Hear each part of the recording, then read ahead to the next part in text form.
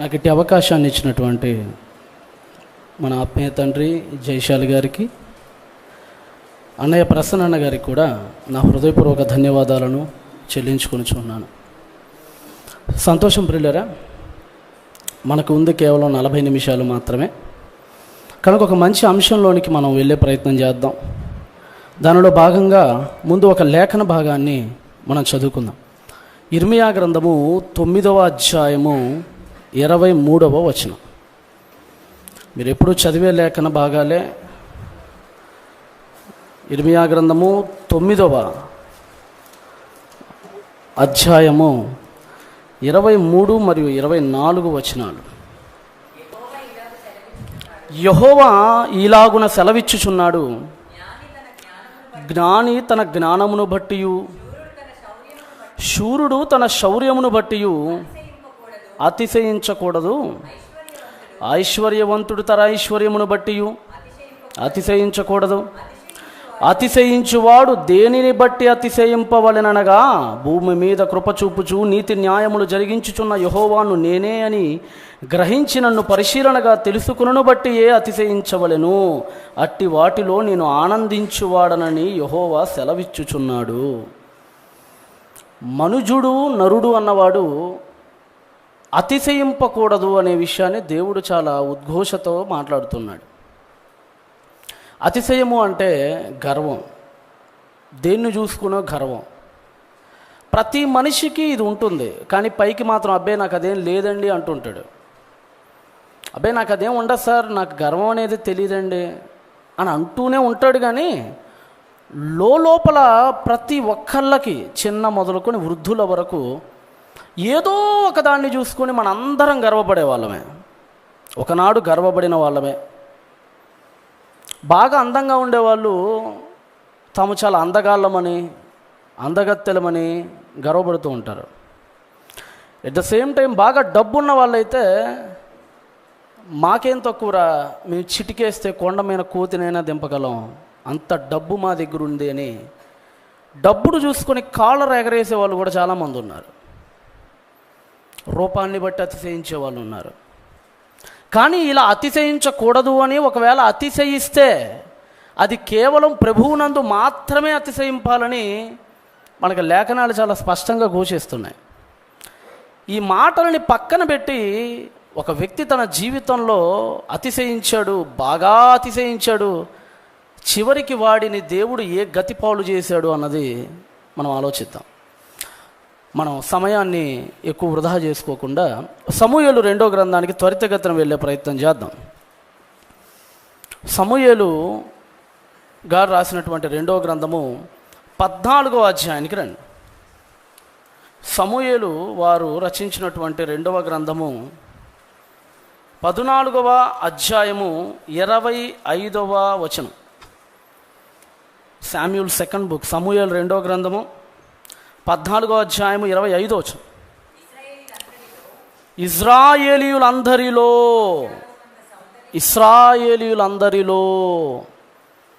అంటే ఎంతమంది ఉండొచ్చును? అది ఏ కాలం అంటారు? మనందరికీ తెలుసు. కింగ్ డేవిడ్ పరిపాలిస్తున్నాడు. రాజైన దావీదు ఇశ్రాయేలు సామ్రాజ్యాన్ని పరిపాలిస్తున్నాడు. అంటే సుమారు క్రీస్తుకు పూర్వం 1000 సంవత్సరాల క్రిందటి గాథ. క్రీస్తుకు పూర్వం 1000. ఇప్పుడైతే మన ప్రపంచ జనాభా 850 కోట్లు రమారమి దగ్గర పడింది. కానీ యేసుక్రీస్తు వారి కాలంలో ప్రపంచ జనాభా ఎంత ఉండేది కాదు, కేవలం 30 కోట్లు అంచనాల ప్రకారంగా. ఇక యేసు కంటే ముందు 1000 సంవత్సరాలంటే దాదాపుగా ఒక అంచనా ఏంటంటే సుమారుగా ఒక 7 కోట్ల మందికి మించి ఉండకపోవచ్చు అనేది ఒక అంచనా. ఎందుకంటే అమెరికా కానీ, ఆస్ట్రేలియా కానీ, అంటార్కిటికా అండ్ ఆర్కిటికా ఖండాలు నిన్నగాక మొన్న కనుగొనబడ్డాయి. అంతకుముందు ఆడ పెద్ద జనాలు ఎవరు నివసించేవాళ్ళు కాదు. ఆస్ట్రేలియా అయితే 1610లో కనుగొనబడింది. అమెరికా అయితే అది కూడా 1498 ఆ టైంలో కనుగొనబడింది. అంతకు మునుపు there is no continents about I talk. ఏదైతే నేను చెప్పానో ఆ కాంటినెంట్స్ అనేవి లేవు. కేవలం ఆ రోజుల్లో ప్రజలు ఉనికి కలిగి నాగరికతలు వర్ధిల్లినవి కేవలం ఆసియా, ఆఫ్రికా, యూరప్, ఈ 3 దేశాల్లోనే. అంతెందుకండి, ఈరోజు మన భారతదేశపు జనాభా 140 కోట్లు. ఈరోజు ప్రస్తుతానికి సుమారుగా స్వతంత్రం పొందుకునే టైంకి అయితే కేవలం 30 కోట్లే భారతదేశపు జనాభా. కేవలం 30 crores, కేవలం 30 కోట్ల మందే ఉండేవాళ్ళం 70 ఏళ్ల క్రిందట స్వతంత్రోద్యమ కాలానికి. సీన్ కట్ చేసి 70 ఏళ్ళ తర్వాత ఇప్పుడు చూస్తే 30 × 2 60 దాటిపోయింది, 120 దాటిపోయింది, 130, 140 బాగా పెరిగిపోయింది. ఇక 70 ఏళ్ల క్రిందటే మన దేశ జనాభా 30 కోట్లు అంటే ఇక క్రీస్తుకు పూర్వం 1000 ఏళ్ల క్రిందట ప్రపంచ జనాభా ఎంత అల్పంగా ఎంత స్వల్పంగా ఉండేది అనేది మీకే వదిలేస్తున్నాను. వాళ్ళలో సుమారుగా ఇశ్రాయేలీలు ఒక 55 లక్షల మంది ఉండొచ్చును బహుశా. మేబీ ఒక 30 lakhs ఆర్ 55 lakhs ఉండొచ్చు. వారిలోనట అంటే అంత గొప్ప ఇశ్రాయేలీలు అనే ఒక 60 లక్షల మందిలోనట 25 చదవగలరు. ఇశ్రాయేలీలు అందరిలో అబ్షాలోమంత సౌందర్యము గలవాడు ఒక్కడు లేడు. ఒక్కడంటే ఒక్కడు కూడా లేడంట. కాంపిటీషన్ పెడితే ఇశ్రాయేలీలకి అందంలో గోల్డ్ మెడల్ ఎవరికి వచ్చేదంటే అబ్షాలోంకే వచ్చేది. 60 లక్షల మందిలో పోటీ పెడితే ఇతనికి సాటైన వాడు ధీటైన వాడు ఒక్కడు లేడట. ఈరోజు మన దగ్గరకు వస్తే మన అందం మన ఇంటికే పరిమితం. నువ్వు నేను చూసుకుని అద్దంలో మురిసిపోవాలి భలే అందంగా ఉన్నామని. మన ఇంటి పక్కన వాళ్ళు మనకంటే అందగాళ్ళు ఉంటారు. మన వీధిలో అయితే ఇంకొకళ్ళు అందగాళ్ళు ఉండొచ్చు. మన అందం మన చందం ఒక సెక్షన్కి పరిమితం. స్కూల్లో ఒకసారి ఆలోచించండి, సెక్షన్లో బ్యూటిఫుల్గా ఉండే బాయ్స్ అండ్ గర్ల్స్ కొంతమంది ఉంటారు. క్లాస్ వైడ్గా టోటల్ అన్ని సెక్షన్స్ కలుపుకుంటే వీళ్ళు పనికిరారు, ఇంకొకళ్ళు వస్తారు పోటీకి. ఇక కాలేజీ మొత్తం మీద ఎవరంటే ఇంకొకరి పేరు వెళ్ళపడుతుంది. అలాగా అందం అనేది చందం అనేది మంది ఒక 5గురితో పోటీ పెడితే గెలిచిద్దేమో మన అందం, ఒక వీధికి పోటీ పెడితే గెలిచిద్దేమో మన అందం, డిస్టిక్ లెవెల్కి వెళ్తేనే మనందరం ఓడిపోయే అందం మనందరిది. కానీ ఒక కంట్రీ మొత్తం 60 లక్షల మందిలో అందరిలో ఇతని లాంటి వాడు ఒక్కడు లేడు అని ఏకంగా ఆత్మ ద్వారా పరిశుద్ధాత్ముని ద్వారా శామ్యూల్ రాస్తున్నాడంటే అతను ఎంత పెద్ద అందగాడో మీరు ఆలోచించండి. ఇంకా కింద ఏమంటున్నాడు చూడండి, అరికాలు మొదలుకొని తల వరకు, నకసికం అంటారు కదా, ఆపాద మస్తకం అంటారు. మళ్ళీ పాదం అంటే కాలు, మస్తకం అంటే తల, ఆపాద మస్తకం. అరికాలు మొదలుకొని తల వరకు ఏ లోపమును అతని యందు లేకపోయేను. There is no defects. ఎలాంటి డిఫెక్ట్స్ లేవట. ఎక్కడి నుంచి? అరికాలు దగ్గర నుంచి కొలత వేయటం స్టార్ట్ చేస్తే తల వరకు ఏ డిఫెక్ట్ లేదంట అసలు అతనిలో. ఈరోజు మనం చూడండి, మనకు అన్నీ బాగానే ఉంటాయిలే కానీ ఎక్కడో దగ్గర తేడా కొట్టేస్తుంది మన అవయవాలు. అంత బాగానే ఉంటాం, ముక్కు మాత్రం కేసీఆర్ టైప్లో వస్తుంది ముందుకి. I'm right are not? వస్తుంది. సరే మొహం అంతా బాగానే ఉంది అనుకునే లోపల అయ్యగారి కిందకు వస్తే అంత బట్టతలే. కొంతమంది తెగ బాధపడిపోతుండే జుట్టు ఊడిపోతుందని. ఇక ఆడాలకైతే మరింత శ్రద్ధ ఎక్కువ. మొన్న ఎవరో కన్వీనర్లు పిలిస్తే వాళ్ళ ఇంటికి పోయే దడుచుకున్నా నేను. ఏంటంటే మొత్తం అట్టుపిండి పెట్టేసింది, దోసిపిండి కాపాడుకోవటానికి. వాడని షాంపూలు ఉండవు, పాటించని ఆయన ఎవరు ఉంటారు ఆయుర్వేదిక్ మంతెని సత్యనారాయణ. ఆయన అయితే కొన్ని జుట్ల గురించే ఉంటాయి 10లో ఒక 5 వీడియోలు. ఈరోజు పెద్ద సమస్య అయిపోయింది. సరే జుట్టు బాగుంది అన్నీ బాగున్నాయి అనుకునేటప్పటికి హైట్ మాత్రం పొట్టిగా ఉంటాడు. అవునా? ఉంటాడు. అన్నీ బాగుంటాయి. సరే కొంతమంది అంతా బాగుంటారండి, ఆ కింద కాళ్ళ దగ్గర వేలు మీద ఇంకో వేలు వచ్చి ఉంటుంది కొంతమందికి. అంటే మనలో ఎవరు పర్ఫెక్ట్ లేరు. మనలో ఎవరు పర్ఫెక్ట్ లేరు. ఎక్కడో ఒక చోట మన దగ్గర వంకబడిద్ది వచ్చి. పెద్దలేదా అంటారు కదా, పెళ్లి కూతుర్ని చూసిన పెళ్లి కొడుకు అన్నాడట, అమ్మాయి అంతా బాగానే ఉంది లేదని కొద్దిగా మెల్ల అన్నాడట. అంటే ఎంత అందం ఉన్నా సరే ఒక చిన్న మెల్లతో అందం మొత్తం ఖరాబ్ అయిపోద్ది మనకి. అది మనవి. కానీ అలాంటిది కాదు అయింది. అరికాల దగ్గర నుంచి జూమ్ చేసి భూతద్దం వేసి ఒక్కొక్క అవయవం ఒక్కొక్క ఆర్గాన్ని కనుక లెక్క పెడితే ఇదిగో ఇక్కడ వంకు ఉందండి అని చెప్పటానికి అవకాశం లేదంట అతను అందంలో. అంత గొప్ప అందగాడట అతను. ఇంకా చూడండి. తన తల వెంట్రుకలు భారముగానున్నందున ఏటేటా అతడు వాటిని కత్తిరించుచూ వచ్చెను. తల వెంట్రుకలు భారం అయిపోయినట్టు అతనికి, భారం. అదే కదండి, మ్యాక్సిమం తల వెంట్రుకల ద్వారానే అందం అనేది డిపెండ్ అయి ఉంటుంది ఎవరికైనా. తల వెంట్రుకలు ముఖ్యంగా, జుట్టు చాలా ఇంపార్టెంట్. మా వీధిలో మా కజిన్ ఒక అమ్మాయి ఉంటుంది. ఆ అమ్మాయి కోరిక ఏంటంటే బాగా జుట్టున్న కుర్రోని పెళ్లి చేసుకోవాలి. అమ్మాయి కోరిక ఎంతవరకు ఉండాలంటే ఇక్కడ దాకా ఉండాలి జులపాలు కోరిక. చాలా సంబంధాలు వచ్చినాయి. లేదు నాకు వద్దు, వీడికి ఒక అంగుళం తగ్గింది జుట్టు, ఆడొద్దు నాకు, వీడికి జుట్టు కొద్దిగా పలసకుంది, ఈడొద్దు నాకు. 60,000 70,000 గవర్నమెంట్ ఎంప్లాయీస్ కూడా వచ్చారు చివరికి. అలా కాదని చెప్పి మన విజయనగరం కుర్రోడు ఒకటి తగిలాడు, ఇక్కడోడే, మా గుంటూరు అమ్మాయి విజయనగరం కుర్రోడు తగిలాడు. ఆడికి మామూలుగా లేదు జుట్టు, ఇక్కడ దాకా ఉంది ఆడికి. ఇదిగో ఈయన్నే చేసుకుంటా, నేను చేసుకుంటాను కూర్చుంది, చేసుకుంది. మొత్తానికి పెళ్ళి అయిపోయింది, కార్యక్రమాలు అయినాయి. తెల్లారు లేచి ఆన్ చేస్తే లైట్ విగ్గు చూడ అంత దూరంలో పడింది, విగ్గుడే అంత దూరంలో పడింది. తెల్లారు లేస్తే షాక్ అయిందనమాట. విడాకులు కూడా ఇచ్చేసిందండి, విడాకులు కూడా ఇచ్చేసింది అమ్మాయి, విడాకులు కూడా ఇచ్చేసింది. అంటే తల అనేది చాలా ఇంపార్టెంట్ చాలామందికి. జుట్టు ఇప్పుడు మగాళ్ళకి పెద్ద సమస్య అయిపోయింది అది. ఇక్కడ అలాంటిది కాదట మనోడి తల. ఎలాంటిదట? తన తల వెంట్రుకలు భారంగా ఉన్నందున ఏటేటా అతడు వాటిని కత్తిరించుకోవచ్చును, కత్తిరించినప్పుడల్లా వాటి ఎత్తు రాజు తూనికను బట్టి 200 తులాలు. 200 తులాలు రాజు తూనిక అంటే ఇంచుమించు సుమారుగా 3 కేజీల బరువు. అది ఎన్ని కేజీల బరువు? మన ఎంత ఉండవండి, మన ఎంత ఉంటాయంటారు బరువు? మనవి 50 ounces మాత్రమే ఉంటాయి. అకార్డింగ్ టు సైంటిఫిక్ క్యాలిక్యులేషన్ ప్రకారంగా ఒక వ్యక్తికి 150,000 వెంట్రుకలు ఉండొచ్చును బహుశా, కొద్దిగా మందంగా జుట్టున్నోడైతే.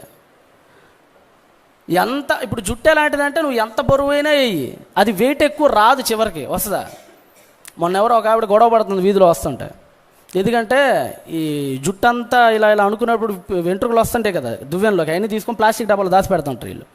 ఉల్లిపాయలు ఉడికి ఎవరో ఒకరికి వేస్తే ఉల్లిపాయలు వస్తాయని. ఆవిడ మొత్తానికి 2 ఏళ్ళు కష్టపడి ఇంత ప్లాస్టిక్ సంచినంటే వాడికి ఇచ్చింది. వాడేమో 3 ఉల్లిపాయలు చేతులు పెట్టాడు. దానికి గొడవ, నీ 3 ఏళ్ళ నుంచి కాపాడుకున్నా నా జుట్టుని, 3 ఇస్తావా నువ్వు నాకు, ఇంకో 5 ఎక్కువ ఇవ్వమని. అంటే జుట్టుకి ప్రాణం లేదు, జుట్టుకి జీవం లేదు. నువ్వు ఎంత పోగేసినా త్రాసులోకి వెళ్తే చాలా తక్కువే వస్తుంది దాని వెయిట్. కానీ ఇతను వెయిట్ అలాగదండి, సుమారుగా 3 కేజీల వెయిట్ అంట. అంటే రాజు తౌనికను బట్టి 200 తులాలంటే హిబ్రూ పరిభాషను బట్టి ఆలోచిస్తే మనకు సుమారుగా 3 కేజీలు ఉండొచ్చని ఒక అంచనా. అంటే ఇంత గొప్ప అందగాడు తన జీవితంలో దేవుడు ఇంత గొప్ప అందాన్ని ఇస్తే చివరికి దాన్ని దేనికోసం ఖర్చు పెట్టాడో మనం ఆలోచిస్తే జీవితంలో ఎవడు ఇలా కాకూడదు అనిపిస్తుంది. ఇతని లైఫ్ను మనం అబ్జర్వ్ చేస్తే ఇతనికి ఇంకొక గర్వం ఉందండి. ఇప్పుడు మీకు చూపించాను కదా, అందాన్ని బట్టి గర్వించే గుణం ఒకటి ఉంటే ఇంకో గుణం ఉంది ఇతనికి. ఆ గుణం ఏంటంటే వాళ్ళ తాతగారిని బట్టి ఇంకా ఎక్కువ విర్రవీగడం స్టార్ట్ చేశాడు. మీకు అందరికీ తెలుసు అబ్షాలోము ఎవరో కాదు, హీ సన్ ఆఫ్ డేవిడ్. ఎవరతను? దావీదు కుమారుడు. దావీదుకు మొత్తం 8 మంది భార్యలు, 18 మంది కొడుకులు. వాళ్ళలో మొదటివాడు అమ్నోను, రెండోవాడు దానియేలు, మూడోవాడు అబ్షాలోము, 9వ నాతాను, 10వ సొలొమోను. ఇలాగ లిస్ట్ అంతా కంటిన్యూ అవుతుంటుంది. అయితే మిగతా వాళ్లకు లేనిది ఇతనికి మాత్రమే ఉన్న ఒక స్పెషాలిటీ ఉంది అబ్షాలోము విషయంలో. 18 మంది కొడుకుల్లో ఎక్కువ మందికి లేనిది ఇతనికి మాత్రమే ఉన్నది, ఒక స్పెషాలిటీ ఉంది. ఆ స్పెషాలిటీ ఏంటంటే దినవృత్తాంతాల గ్రంథాన్ని ఒకసారి తీయగలరు మీరు. అంటే చాలా రేరెస్ట్ స్పెషాలిటీ వాళ్ళ అన్నదమ్ములతో పోలిస్తే. దినవృత్తాంతాల మొదటి గ్రంథము 3వ అధ్యాయము 2వ వచనం. దినవృత్తాంతాల మొదటి గ్రంథము 3వ అధ్యాయము 2వ వచనం. జాగ్రత్తగా చదవగలరు మరియు వినగలరు. గెషూరు రాజైన తల్మై, గెషూర్ అంటే సిరియా దగ్గర ఉంటుంది, గెషూరు రాజైన తల్మై కుమార్తె అయిన మయకాకు పుట్టిన అబ్షాలోము 3వ వాడు. ఎవరి కొడుకట ఇతను? వీళ్ళ అమ్మ ఎవరట? మయకా అట. మయకా వాళ్ళ నాన్న ఎవరట? తల్మయి అట. ఈ తల్మయి ఎవరట? గెషూర్ రాజట. అంటే వీళ్ళ తాత, వీళ్ళ అమ్మ మయక, వీళ్ళ తాత తల్మయి. ఆ తల్మయి ఎవరంటే ఈజ్ కింగ్ ఆఫ్ గెషూర్. అతను గెషూరుకు రాజు.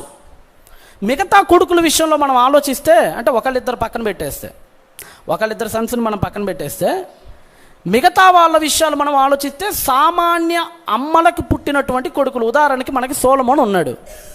సొలొమోను వాళ్ళ అమ్మ ఎవరు? రాజకూతురా, రాజకుమార్తె ఆవిడేమన్నా కాదు. బత్షెబ ఎవరు? ఒక సైనికుడి లేదంటే ఒక రాజదేహ సంరక్షకుడైన ఊరియా గారి యొక్క భార్య, అంతే. అబీగైలు ఉన్నాడు, అబీగైలు కొడుకున్నాడు. అబీగైలు ఎవరు? ఒకప్పుడు ఆఫ్టర్ ఆల్ ఒక గొర్రెలు కాసుకునేవారి భార్య, అంతే. వీళ్ళ బ్యాక్గ్రౌండ్స్లో వీళ్ళ అమ్మ వాళ్ళు సామాన్యులో మధ్య తరగతులు అక్కడ తాగిపోద్ది. వీళ్ళ అమ్మల బ్యాక్గ్రౌండ్ చాలామందిది. ఒక మేకాలు పక్కన పెట్టేస్తే ఆవిడకేమో దేవుడు శాపం పెట్టాడాయా, అది మీకు తెలుసు.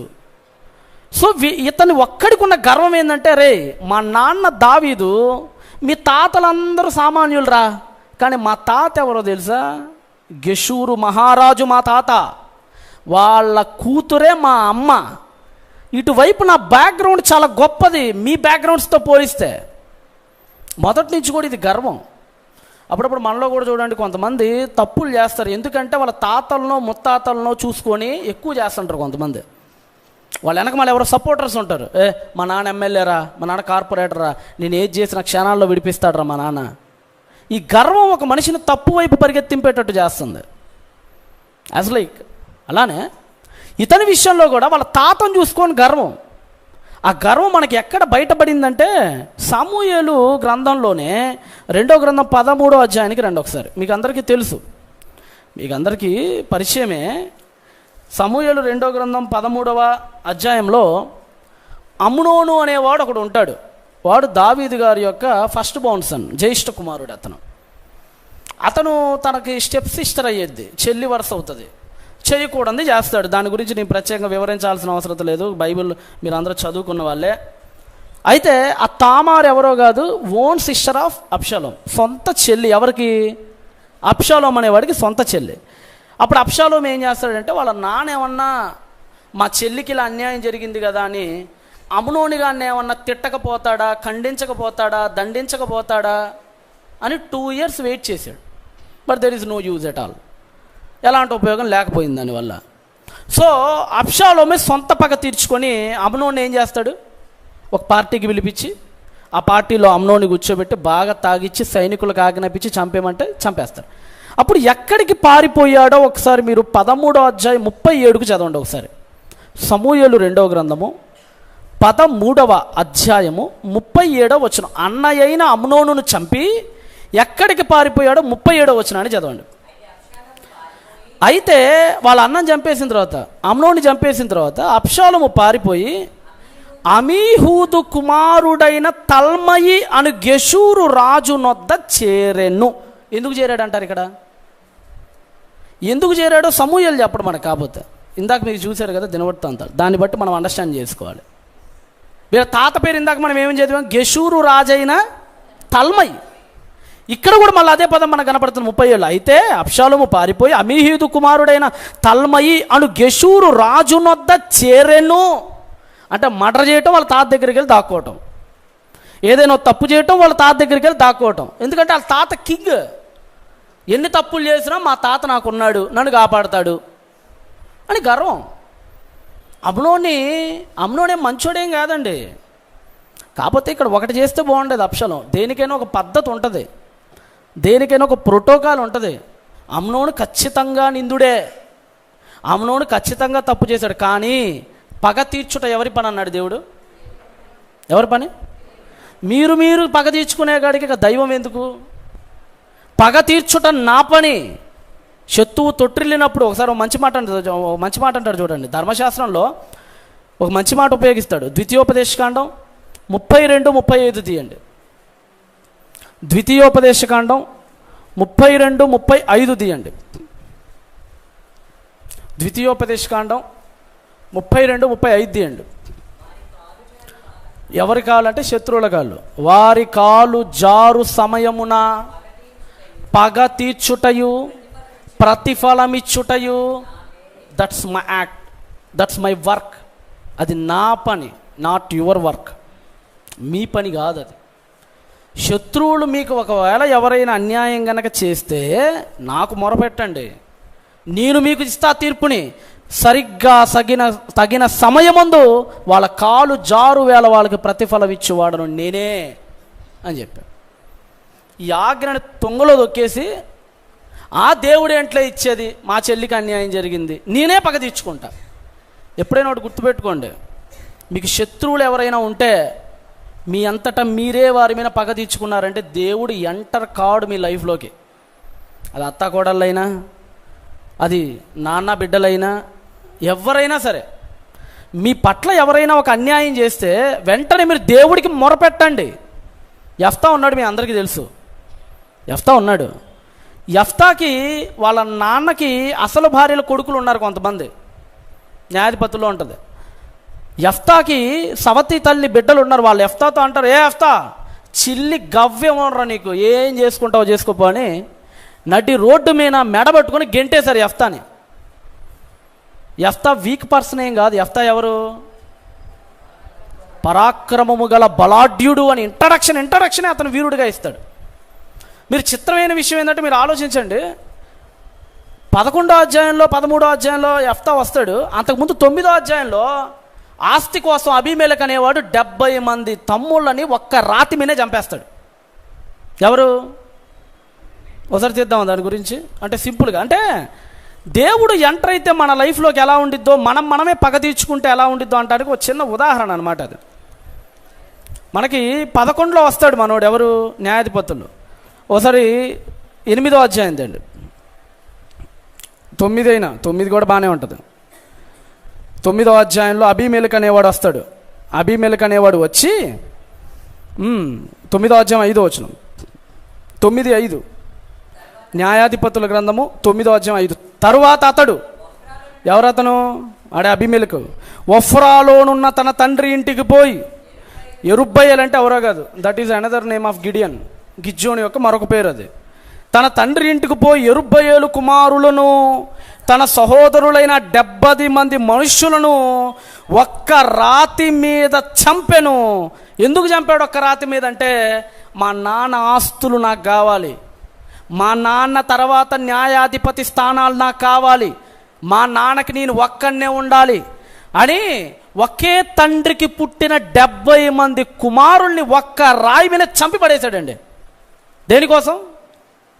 సిరి సంపదల కోసం. ఆ తర్వాత 11వ అధ్యాయంలో యెఫ్తా వస్తాడు. ఇప్పుడు 11 తీయండి. గిలాదు వాడైన యెఫ్తా పరాక్రమము గల బలాఢ్యుడు, అతడు వేశ్య కుమారుడు. గిలాదు యెఫ్తాని కనను 2 గిలాదు భార్య అతనికి కుమారులు గనక వారు పెద్దవారై యెఫ్తాతో, నీవు అన్య స్త్రీకి పుట్టిన వాడవు గనక మన తండ్రి ఇంట నీకు స్వాస్థ్యము లేదనిరి. యెఫ్తా తన సహోదరుల యొద్ద నుండి పారిపోయి టోబు దేశం నివసింపగా అల్లరి జనము యెఫ్తా యొద్దకు వచ్చి అతనితో కూడా సంచరించుచుండెను. అక్కడ వాడు చంపింది ఆస్తుల కోసమే. ఇక్కడ ఇతను కూడా చంపొచ్చు. ఇక్కడ 70 మంది ఏమి లేరు ఇతనికి, ఉన్నారా? మా అయితే ఒకళ్ళు ఇద్దరు ముగ్గురు ఉంటుంటారు. యెఫ్తాకున్న బాడీతో పేక పట్టుకుంటే గట్టిగా అరగుద్దుకు చచ్చిపోతారు వాళ్ళిద్దరు, ఇతని బాడీ ముందు. అబీమెలెకు అనేవాడు ఆల్రెడీ ఈయనకు ముందే ఆస్తి దగ్గర చంపేశాడు 70 మందిని. వాడే చంపాడు అబీమెలెకు అనేవాడు, నాది కూడా ఏముందిలే, నీ వాడికంటే 70 మంది, 70 మందిని చంపేశాడు, నేను ఒక 2-3 కదా, ఇలా కూడా చంపేస్తే ఆస్తి నాశైపోద్ది కదా అని తన కండబలాన్ని ఉపయోగించలేదు. ఎవరు? యెఫ్తా. ఆల్రెడీ పైన చెప్పాడు కదా, పరాక్రమము గల బలాఢ్యుడు అంటే చాలా కండబలం ఉన్నాడు, దమ్మున్నాడు, మంచి బాడీ, మంచి 6 ప్యాక్. ఉపయోగించాలి. తన 6 ప్యాక్ని పాపం కోసం ఉపయోగించాల, దేవుడికి వదిలేశాడు. అందుకనే ఆ తర్వాత కింద ఎవరైతే చీపోరా నువ్వు వేశ్యకు పుట్టినోడు అన్నారో వాళ్ళే వచ్చి కాళ్ళు పెట్టుకొని దండం పెడతాం బాబు, నువ్వే మాకు న్యాయాధిపతిగా ఉండు, నువ్వే మా పైన రాజుగా ఉండు, మమ్మల్ని ఏలు అని కాళ్ళ దగ్గరకు వచ్చి పడేశాడు దేవుడు. అంటే పగ తీర్చుట నువ్వు దేవుడికి వదిలేస్తే యెఫ్తాలాగా, నిన్ను చీ అన్న వాళ్ళని కాళ్ళ దగ్గరికి వస్తారు, నిన్ను పో అన్న వాళ్ళే నీ శరణు వేడతారు. ఒక రోజున నువ్వు దేవుడికి వదిలేస్తే పగ ఆయన తీరుస్తాడు. ఏమంటే దేవుడి చేతిలో కొడితే దెబ్బ బాధ తగిలిద్దా, మన చేతితో కొడితే దెబ్బ బాధ తగిలిద్ది చెప్పండి కదా? God's hand is greater than you and me. దేవుడి చెయ్యి నీకంటే నాకంటే గొప్పది కదా. ఆయన కొడితే నామరూపాలు లేకుండా పోతారు. కానీ మనం ఏం చేస్తామంటే ఆయనకి అప్పచెప్పకుండా మనం 2 దెబ్బలు వేస్తున్నాం, ఈ లోపల దేవుడు అనుకుంటాడు ఆడికాడే పగ తీర్చుకున్నాడు, ఇక నేను ఎందుకు రావటంలే అనుకుంటాడు.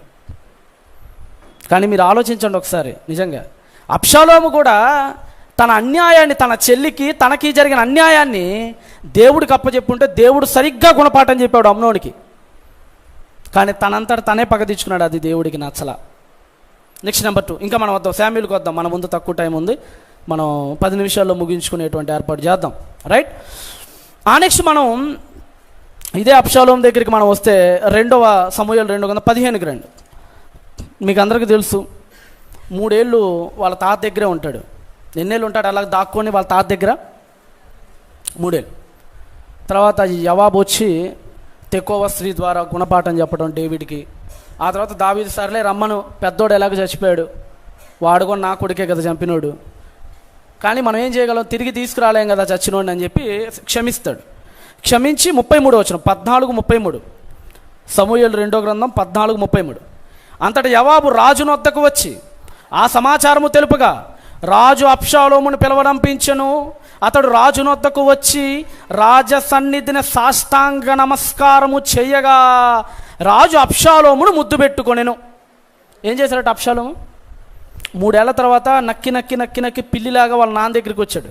కాళ్ళ మీద పడ్డాడు, నాన్న ఆ రోజులు ఏదో ఆవేశంగా చేసేసాను, మా చెల్లికి ఇలా జరిగిందని నన్ను క్షమించరాదని చెప్పి కాళ్ళ మీద పడితే సర్లే అని దావీదు క్షమించి వదిలేశాడు. ఏం చేశాడట? దావీదు కాళ్ళ మీద పడి ఏం చేశాడట? రాజు సన్నిధిన సాష్టాంగ నమస్కారం. సాష్టాంగ, అష్టాంగ, సవర్ణ దీర్ఘ సంధి అంటారు.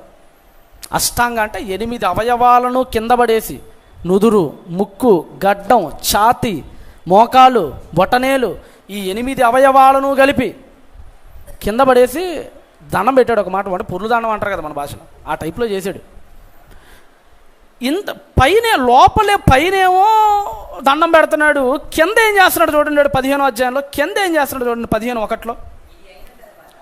ఇది అయిన తర్వాత ఒక రథాన్ని గుర్రాన్ని సిద్ధపరిచి తన ఎదుట పరిగెత్తుటకై 50 మంది బంటులను ఏర్పరచుకొని ఎర్లీ మార్నింగ్ లేచేసి బయలుదేరి పట్టణపు యొక్క గుమ్మము మార్గముందు ఒక తట్టున నిలిచి రాజు చేత తీర్పు నొందుటకై వ్యాజ్యమాడు వారెవరైనా వచ్చుచుండగా కనిపెట్టి వారిని పిలిచి. అక్కడ విషయం ఏంటంటే, నేను ఇందాకటేమో దావీదు కాళ్ళ మీద పడి నమస్కారం అయ్యా నన్ను క్షమించాయని కాళ్ళ మీద పడ్డాడు. ఇప్పుడు బయటకు వచ్చాడు. ఇప్పుడు వాడి వేషాలు పూర్తిగా మారిపోయినాయి. గుర్రం ఎక్కించుకున్నాడంట, రథం కట్టించుకున్నాడంట, ఒక 50 మందిని చుట్టూరు డబ్బాలు కొట్టే వాళ్ళని పెట్టుకున్నాడట. ఈయన ద్వారం దగ్గర ఉంటాడు కదా, గుర్రపు ద్వారం, మొత్తం జెరూసలేంకి 10 కదా, గుర్రపు ద్వారం దగ్గర ఉన్నాడట. ఎవరైనా పాపం తీర్పు తీర్చుకోవడానికి వస్తుంటారు కదా, ఉదాహరణకు సొలొమోను కాలంలో నా బిడ్డ అంటే నా బిడ్డ అని వేషులు వచ్చారు కదా ఇద్దరు, అలానే తీర్పు తీర్చుకోవడానికి వచ్చారు. ఎవరు తీర్పు తీర్చాలి చెప్పండి?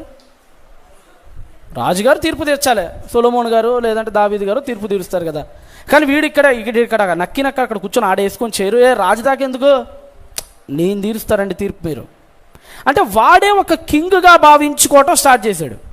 వీడు లోపల ఒకలా ఉంటున్నాడు, బయట ఒకలా ఉంటున్నాడు. 14 చివరిలోనేమో దండం పెట్టేశాడు, క్షమించయ్యా అన్నాడు. 15లోనేమో తండ్రికే వెన్నుపోటు పడవటానికి స్టార్ట్ చేస్తున్నాడు. లోపల ఒకలా బయట ఒకలా ఉండే మనస్తత్వం అండి ఎవరిది? అబ్షాలోము.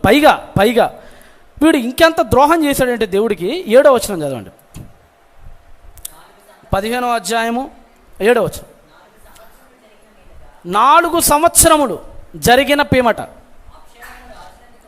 అబ్షాలోము రాజును వద్దకు వచ్చాడట. వచ్చి ఆ పదాలు చూడండి ఎంత గొప్ప. నీ దాసుడనైన నేను సిరియా దేశమునందలి గెషూరు నందుండగా.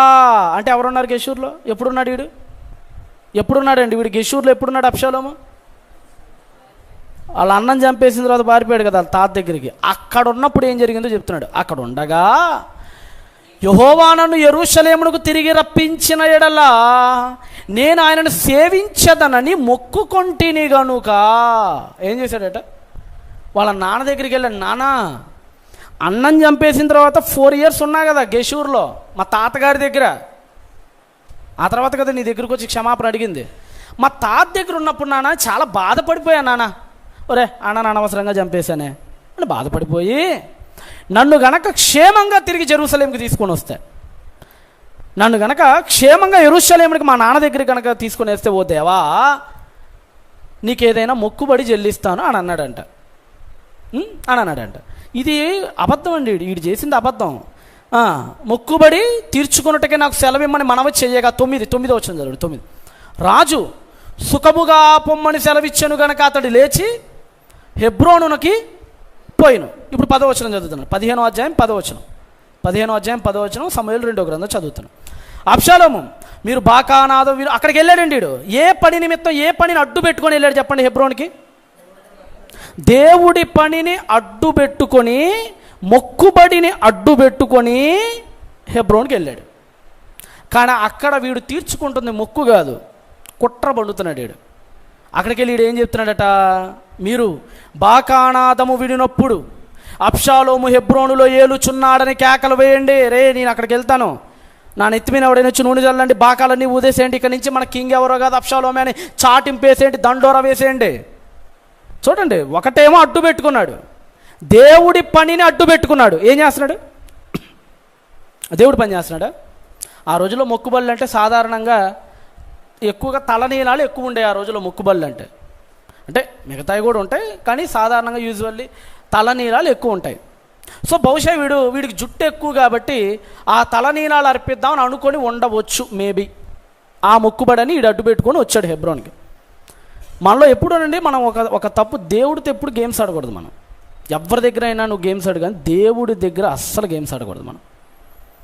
ముఖ్యంగా అబ్షాలోము గారు దేవుడితో చలగాటం ఆడాడు. ఏం చేశాడంటే దేవుడి పని అడ్డు పెట్టుకొని ఇంకొక పని కోసం బయలుదేరాడు. నాకు తెలిసిన ఒక సిస్టర్ ఉంటుంది మా గుంటూరులోనే. వాళ్ళు క్రిస్టియానిటీకి వచ్చారు.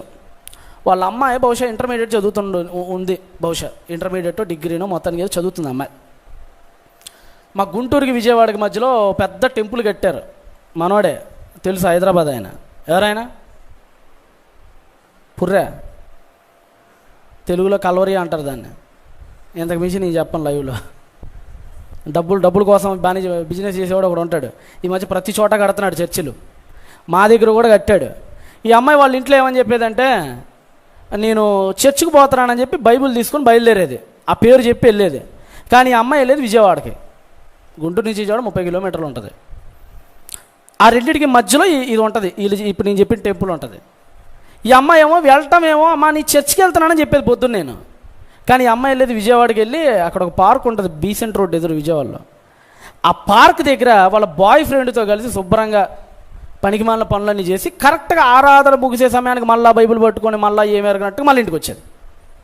2 ఏళ్ళు చేసిందండి. వీళ్ళ అమ్మోళ్ళు అనుకున్నారు పాపం మా అమ్మాయి ఏదో వెళ్తుంది కదా, వాళ్ళని పాపం బాగుపడుతుంది కదా వీళ్ళు అనుకుంటున్నారు. ఆ అమ్మాయి ఏమో చర్చ్ పేరు అడ్డు పెట్టుకొని, దేవుడు ఆరాధనను అడ్డు పెట్టుకొని విజయవాడ పోయి వాళ్ళ బాయ్ ఫ్రెండ్స్తో చేయకూడని చేసి వచ్చేస్తుండేది.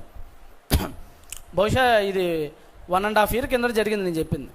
ఓ రోజు వాళ్ళ అమ్మ నా దగ్గరికి వచ్చింది, హడావుడికి వచ్చి అయ్యా ప్రార్థన చేయ వణుకుతుంది ఆవిడ. ఇంతకీ ఏం జరిగిందో చెప్పామంటే ఇప్పుడు ఇదంతా చెప్తుంది ఆవిడ నాకు. ఎవరో ఫోన్ చేశారట వీళ్ళ అమ్మకి, అంటే మీ అమ్మాయికి కృష్ణలంక దగ్గర యాక్సిడెంట్ అయిపోయి ఒక కాలు కూడా తెగిపోయింది, వచ్చి మీ అమ్మాయిని అర్జెంటుగా తీసుకెళ్ళండి లేదంటే చచ్చిపోద్దని చెప్పారట.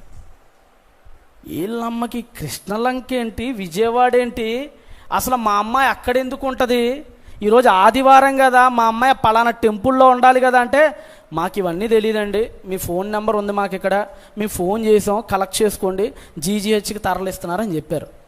వెళ్ళేటప్పటికి కరెక్ట్గా మోకాలు వరకు 2 కాళ్ళు పోయినాయి. వాడికేమో గిలిక ఉంటుంది కదా కింద గిలక, యాంకిల్, ఆ గిలక వరకు లారీ దొక్కేసిందండి. అప్పుడు వాళ్ళ ఫ్రెండ్స్ అందరూ వచ్చి పలానా జరిగిందంటే అప్పుడు ఇన్ఫర్మేషన్ చెప్తున్నారు. అంటే అక్కడ వాళ్ళకి ఫోన్ చేసింది, ఆ టెంపుల్ వాళ్ళకి ఫోన్ చేసింది. ఏమంటే మా అమ్మాయి ఇలా వస్తుందంటే ఏమంటే వాళ్ళకేవో అటెండెన్స్లు ఏముంటాయి అట్టుకుంటే బహుశా ఆయన తీసారు వాళ్ళు, లేదండి మీ అమ్మాయి మా దగ్గరికి రాక 1.5 year పైన అయిపోయిందని చెప్పారు. అప్పుడు అర్థమైంది, ప్రతి ఆదివారం ఈ అమ్మాయి దేవుడి పనిని ముందు పెట్టుకొని ఏం చేస్తుండేది, తప్పుడు పనులు చేస్తాం. దేవుడు రోజు శిక్ష విధించాడు, 2 కాళ్ళు పోయినాయి చివరికి. అబ్షాలోము కూడా అదే చేశాడు. అక్కడ దేవుడి పని మొక్కుబడిని అడ్డు పెట్టుకున్నాడు, కుట్ర పన్నటానికి బయలుదేరాడు. ఎప్పుడైనా సరే దేవుడి పనిని ముందు పెట్టుకుని మనం ఎప్పుడు అబద్ధాలు ఆడకూడదండి. దేవుడి పనిని ముందు పెట్టుకొని సినిమాలకు వెళ్ళే వాళ్ళు ఉన్నారు నాకు తెలిసిన వాళ్ళు చాలా చోట్ల. దేవుడి పని అడ్డు పెట్టుకొని ఆ మధ్య బాపట్ల బీచ్లో చచ్చిపోయారు 2 కుర్రోళ్ళు. ఇద్దరు కాదు 8 మంది ఏమో చచ్చిపోయారు. విజయవాడ నుంచి మా గుంటూరు దగ్గర బాపట్ల బీచ్లో బీచ్ కొనే వెళ్ళారు వీళ్ళు, చచ్చిపోయారు. అందరు కొట్టుకొని చచ్చిపోయారు. వాళ్ళ అమ్మని వెళ్ళి ఆ ఎన్టీవీ వాడు ఎవడో ఇంటర్వ్యూ చేస్తున్నాడు. అమ్మాయి ఆవిడ క్రిస్టియన్ అట్టుకుంటే బొట్టుకోడు లేదు పాపం, ఇలా వేసుకుంది ఏడుస్తుంది. అమ్మ మీ అబ్బాయి చనిపోయాడు కదా మీకు చెప్పాడా వెళ్ళేటప్పుడు అంటే, సార్ నాకు అలా చెప్పలేదండి, నాకు ఆడ చర్చ్ ఒకటి ఉంది మా, ఆ చర్చ్కి వెళ్తున్నానని చెప్పి వెళ్ళాడు, అంతేనండి, నాకు తెలియదండి, ఇలా బీచ్కి వెళ్తున్నాడని కూడా చెప్పలేదండి, లేదండి పంపించామని కూడా కాదండి మా అబ్బాయిని అంటుంది. దేవుడి పని అడ్డు పెట్టుకొని నేనైనా మీరైనా ప్రపంచంలో ఎవరైనా సరే పాపాలు చేస్తే దేవుడు క్షమించడు. అబ్షాలోము విషయంలో దేవుడు అదే చేశాడు. ఏం చేశాడు చూడండి. చివరికి మీకు అందరికీ తెలుసు, ఏ మొక్కుబడిని అడ్డు పెట్టుకొని అక్కడికి వెళ్ళాడో చివరికి వాడికి విధించిన శిక్ష, ఎంత గొప్ప శిక్ష దేవుడు వాడికి విధించాడో ఒకసారి మీరు ఇదే సమూయేలు 2వ గ్రంథము 18వ అధ్యాయానికి రండి. 18వ అధ్యాయము 8వ వచనం. మీకు అందరికీ తెలుసు, ఇదంతా మీరు చదివిన వాళ్ళే అనుకుంటున్నాను నేను. తర్వాత కొంతకాలానికి దేవుడు దావీదుకి తిరిగి శక్తినివ్వటం, దావీదు సైన్యం అబ్షాలోము సైన్యం మీద పై జెండా లేదంటే గెలుపు తీరాల వైపు వీళ్ళు పరిగెత్తడం జరిగింది. అప్పుడు వాడి జీవితం ఏమైందంటే 8వ వచనం చదువు, 18:8. యుద్ధము ఆ ప్రదేశం అంతటకును వ్యాపించెను, మరియు నాటి దినమున కత్తి చేత కూలిన వారి కంటే ఎక్కువ మంది అడవిలో చిక్కుబడి నాశనమైరి. 9. అబ్షాలోము కంచరగాడిద మీద ఎక్కి, దేని మీద ఎక్కాడు? ఒక యాస్పైన ఒక డాంకీ మీద ఎక్కాడు. కంచరగాడిద మీద ఎక్కి పోవచ్చు దావీదు సేవకులకు ఎదురాయను. ఆ కంచరగాడిద ఒక గొప్ప మస్తకి వృక్షము యొక్క చిక్కు కొమ్మల కింద పోయినప్పుడు ఒక గాడిద మీద ఎక్కాడండి. సీన్ అక్కడ ఏంటంటే ఒక గాడిద మీద ఎక్కాడు. అలా గాడిద వెళ్తుంది. ఇతని పైన మస్తకి వృక్షం ఒకటి ఉంది. మస్తకి వృక్షానికి ఉండే గుణం ఏంటంటే దాని కొమ్మలు కొద్దిగా చిక్కుపడి ఉంటాయి. ఎప్పుడు మన వేప చెట్టు మాదిరిగా క్లియర్గా ఉండవు దాని కొమ్మలు, అది పలసగా కూడా ఉండవు. వేప చెట్టు కొమ్మలు ఎలా ఉంటాయి? కొద్దిగా పచ్చి విరిచేస్తే మనం పళ్ళు దొంగడానికి విరుచుకుంటాం కదా, కొద్ది సెన్సిబిలిటీగా ఉంటాయి అవి. మస్తకి వృక్షం ఎలాంటిదంటే కఠినమైన మొద్దు కలిగింది, అదే సమయంలో చిక్కుబడి ఎక్కువ ఉంటుంది. దానికి కొమ్మల కొమ్మలు కొమ్మల కొమ్మలు అల్లుకున్నట్లుగా ఉంటుంది మస్తకి వృక్షం. అవి ఎక్కువ మనకు జెరూసలేం ఇజ్రాయెల్ ప్రాంతాల్లో ఉంటాయి. వీడి పరిస్థితి బాగోలుకో లేదు దేవుడు వీడికి శాపానికి సారమో మొత్తానికి మస్తకి వృక్షం ఉన్న కిందగా వెళ్తున్నాడట. ముందు నుంచి వీడికి ఏందంటే, వీడికి ఏది ఎక్కువ చెప్పండి? మొదటి నుంచి జుట్టు బాగా ఎంత ఉండేది వీడి జుట్టు? 3 కేజీలు. అప్పుడప్పుడు అనిపిస్తుంది బట్టతల ఉన్నాడు భాగ్యవంతుడని. ఆడెవడో పద్యం కట్టాడు ఈ మధ్యన, బట్టతలవాడు భాగ్యవంతుడట. ఎలా రా నాయన అంటే, నెలకి షేవింగ్ చేసుకునే ఖర్చులు సేవు, అవునా? క్రాఫ్ చేయించుకుంటే ఈ మధ్య 200, నెలకి 200 సేవు, షాంపూ డబ్బులు సేవు, షుండ్రు ఉంటుంది గీక్కోవటానికి, ప్రశాంతంగా కూడా తలస్నానం చేస్తే ఆరబెట్టుకునే అవకాశం కూడా అది అంతటా అదే ఆరిపోయింది. ఆడు పాటలో బట్టతలగాడవాడు భాగ్యవంతుడు, క్షౌరమును కుజేయు డబ్బు కొదువు, ఆడు కట్టిన పద్యం దానికి. కుంకిడిగా ఈ షాంపూలు మిగులు అని చెప్పి అలా కట్టుకుంటూ వచ్చి చివరికి ఆడు అంటాడు, బట్టతలవాడు భాగ్యవంతుడు సుమి అంటాడు చివరికి. వీడికి బట్టతల ఉన్నా బాగుండేది, వీడికి ఏమో జుట్టాయా, ఆ జుట్టేమో అంత ఉందా కిరీటం లాగన, వీడేమో వెళ్ళటం ఆ మస్తకి వృక్షం కింద పోయాడు, ఆ కొమ్మలు 2 వీడి జుట్టులోకి ఇరుక్కున్నాయి. దేన్ని బట్టి విర్రవీగాడో దాంతోనే దేవుడు వేసేస్తాడు. ఇప్పుడు దేన్ని బట్టి ఒక మనిషి విర్రవీగుతున్నాడో దాంతోనే వాడికి చెక్ పెడతాడు దేవుడు. మీరు గమనించండి, ప్రారంభంలో నిర్గమాకాండంలో యోధా పసిబాలుని, ఇశ్రాయేలు పసిబాలుని ఎక్కడ విసిరేశారు? ఈ ఫరో సైన్యం అంతా ఈ 2 సంవత్సరాలు కలిగి మగపిల్లలందరినీ జనాభాలు పెరిగిపోతున్నాయని తీసుకెళ్ళి నదిలో విసిరేశారు, వాళ్ళని నీళ్ళలో విసిరేశారు. దేవుడు చివరికి ఎర్ర సముద్రం వాళ్ళందరిని అదే నీళ్ళలో విసిరేశాడు. నువ్వు ఎక్కడ విసిరేసావో అక్కడే నేను విసిరేస్తాడు. యాకోబు చిన్నప్పుడు వాళ్ళ నాన్న ఇస్సాకుని మేక మాంసం అడ్డు పెట్టుకొని మోసం చేశాడు. చివరికి యాకోబు కొడుకులు యోసేపు చచ్చిపోయిన దగ్గర మేక చర్మాన్ని అడ్డు పెట్టుకునే మోసం చేశాడు. నువ్వు ఏది చేస్తావో చివరికి అది నీ దగ్గరికి రిటర్న్ గిఫ్ట్గా దేవుడు నీకే పంపిస్తాడు. దాన్ని అబ్షాలోంకి అదే చేశాడు. ఏ జుట్టు చూసుకొని విర్రవీగిపోయి నా అంత అందగాడు లేడు అనుకొని, తాతను చూసుకొని రెచ్చిపోయి దేవుడికి చోటు ఇవ్వకుండా తండ్రిని కూడా హతమార్చాలని చూశాడు. చివరికి అదే జుట్టు వృక్షంలో గుచ్చుకుపోయింది కొమ్మల మధ్య. సీన్ ఏంటంటే కింద గాడి వెళ్ళిపోయింది. ఇప్పుడు ఎంత బండి మీద పోతున్నాం, అదేదో వచ్చి గుచ్చుకొని బండి కింద వెళ్ళిపోయింది. వీడు గాల్లో ఏలాడుతున్నాడు. ఇప్పుడు కాపాడండి అన్నాడు. పైన చెట్టు కింద నేల, ఎవరు లేరు, పరిగెడుతున్నాడు వీడు ఒక్కడే గాల్లో. అదేం ముందు కదలట్లేదు ఆ బండి. కరెక్ట్గా శుభ్రంగా యవాబాల సైనికులు కూర్చున్నారు, పల్లీలు నవ్వులుకుంటా బాణం తీశారు. అడే పారిపోడు కదా కష్టపడటానికి. సరిగ్గా గురి చూసి వదిలితే గుండెల్లో గుచ్చుకొని ఉదరాల్లో గుచ్చుకొని స్పాట్ డెడ్, అక్కడికక్కడే చనిపోయాడు. అంటే దేన్ని బట్టి మనం విర్రవీగుతామో చివరికి దాంతోనే దేవుడు మనకేం చేస్తాడు? మరణ శాసనాన్ని రాస్తాడు. అందుకని అన్నాడు, అతిశయించువాడు దేవుని యందు అతిశయించాలి. కొరింథీయులకు రాసిన పత్రిక ముగింపు వచనం, కొరింథీయులకు రాసినటువంటి పత్రిక. అపోస్తలుడైన పౌలు మహానుభావుడు కొరింథీయులకు పత్రికను రాస్తూ 1వ పత్రిక 1వ అధ్యాయం 27, కొరింథీయులకు రాసిన మొదటి పత్రిక 1:27. కొరింథీయులకు రాసిన మొదటి పత్రిక 1:27. ఏ శరీరియు దేవుని ఎదుట కాలర్లు ఎగరేయకూడదు, అతిశయపడకూడదు దేవుడి సన్నిధిలోనట. ఇంకా జ్ఞానులను సిగ్గుపరచుటకే వెర్రి వారిని దేవుడు సెలెక్ట్ చేసుకుంటాడు. మీరు మొదటి నుంచి చూడండి, గొల్లియత్ గాడు వెర్రవీగాడు వాడు హైట్ని చూసి, చివరికి ఏమైపోయాడు. కాబట్టి మనం కూడా ఎప్పుడు మనకి ఏది ఉందో మీరు గమనించండి. మనలో ఏ గర్వం ఉంది? అందం విషయంలో మనం గర్వపడుతున్నామా? లేదంటే ఏదో పెద్దగా చెప్పగలమనే జ్ఞానం విషయంలో మనం గర్వపడుతున్నామా? డబ్బును చూసుకొని గర్వపడుతున్నామా? మన గర్వం దేన్ని బట్టి ఉందో ఆత్మ పరిశీలన చేసుకోండి ఒకసారి అద్దం ముందుకెళ్ళి. దేవా, పైకి కనపడట్లేదులే కానీ నాకు ఈ గర్వం ఉందయ్యా అని నీకు అనిపిస్తే అర్జెంటుగా దాన్ని తీసి చెత్తబిన్లో పడే. లేదంటే అదే రేపొద్దున మనల్ని చంపేస్తుంది. నువ్వు ఏదైతే చంపలేదో రేపు అదే నిన్ను.